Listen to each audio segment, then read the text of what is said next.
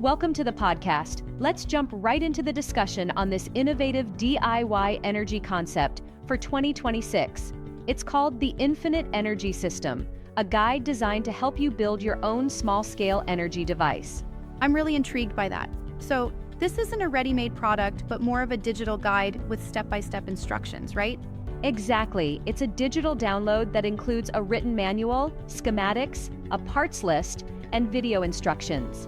It's designed for non-technical users who are curious about reducing electricity bills and exploring DIY energy projects. So it's like you get the blueprint, then you have to source the parts locally? Yep, that's right. The guide outlines the process, but you need to handle the hands-on work yourself, buying parts from a local electronics store and assembling everything on your own. And the claims? I heard something about cutting your power bill by up to 70%. Is that really achievable? Well, the vendor does make those bold claims. They say you could save up to 70% or more on your power bill, but it's important to understand that these are promotional projections rather than guaranteed outcomes. So it's more of an aspirational figure than a verified result then? Yes, absolutely. The vendor's own disclaimer notes that results may vary. Essentially, if you're someone frustrated with rising electricity bills and you're curious about alternative energy solutions, this guide offers an experiment rather than a fully proven system. And speaking of experiments, isn't there a historical angle here too? I recall something about a 19th century inventor. Exactly. The guide taps into the story of John Worrell Keely, a Philadelphia inventor from the 1870s who championed vibrational energy. Though his actual work is widely considered to have been based on mechanical tricks rather than new energy principles, the vendor uses his story as a kind of marketing narrative. Right. That's fascinating. It's like using history as a metaphor for modern DIY energy experiments, albeit with a promotional twist.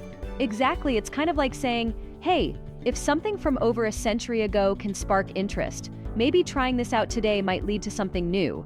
But the vendor is clear that the historical narrative is a promotional tool, not actual technical validation. Now, what about the cost breakdown? I'm assuming it's relatively low cost compared to conventional systems. Yes, the guide itself is priced at $49, discounted from $69, with parts estimated to cost anywhere from about $63 to $210 based on your build scale.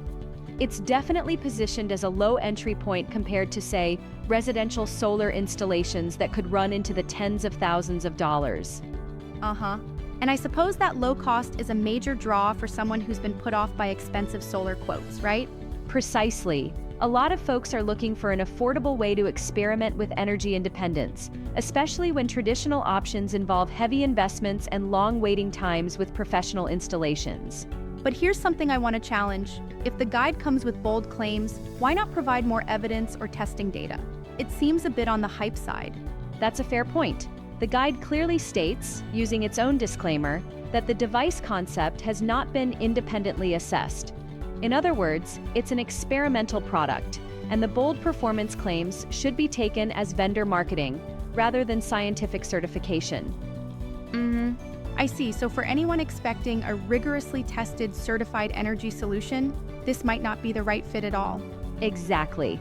It's best approached as an educational experiment for those who enjoy hands-on projects and are curious about alternative energy. And what about the technical risks involved? Building any electrical device has its own hazards. Absolutely, and that's another critical caveat.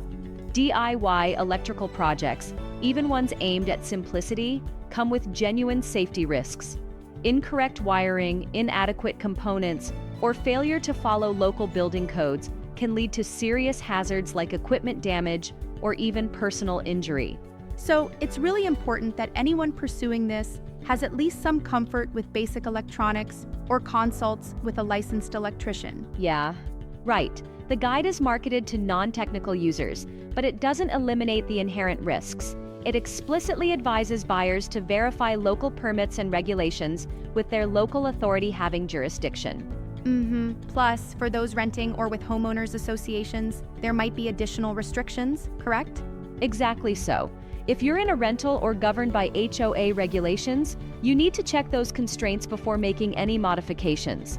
The responsibility is squarely on the buyer as per the vendor's disclaimer. And how does the guide compare with other energy-saving options like upgrading home insulation or even affordable solar kits? Good question. While the infinite energy system is a unique experiment, the most reliable ways to cut energy costs are sometimes simpler, like switching to LED lighting, using smart thermostats, or sealing air leaks. These measures often offer a quick and easy payback without the technical risks and regulatory hurdles of building your own energy device. Right. So, it sounds like if someone is really keen on starting with energy efficiency improvements, those should be the first step before venturing into more experimental projects. Exactly. It's the difference between reducing baseline consumption and trying to generate power. The guide is more about the latter, interesting for DIY enthusiasts and those curious about energy generation, but not necessarily a substitute for mainstream renewable installations if you need dependable output. Now, on regulatory and insurance issues, you mentioned earlier that unpermitted work might affect homeowners' insurance. Can you expand on that? Sure, electrical work is subject to the National Electrical Code, and unpermitted modifications can sometimes void insurance policies if something goes wrong. That's why the guide emphasizes checking with local building authorities and your insurance provider before undertaking any such project. So, even if the DIY guide is attractive price-wise, buyers must consider backup costs that might come from needing professional adjustments or proper permits. Exactly. It's not just about the upfront $49 guide. You have to be ready for potential additional investments in tools, permits, and even professional help if you're not comfortable with the entire process. And what about the email support? It says 12 months of unlimited email support. Is that a real help for novices? That's the promise, yes. But keep in mind, with experimental products, support may be limited by the complexity of the questions. The email support can certainly help guide you through steps, but it won't replace real-time troubleshooting from a seasoned professional. Right, so it's more like a gentle nudge in the right direction rather than a full technical support line. Precisely. It works best if you're comfortable learning as you go and are aware that the guide comes with significant disclaimers about experimental and unverified performance claims. I imagine that for many, the idea of building something based on, Keeley's legacy might be more of a compelling story than a technical blueprint for energy independence. Yeah, absolutely. The historical narrative is definitely the imaginative hook here. It draws you in with the allure of rediscovered or alternative energy methods, rather than a full endorsement from mainstream science.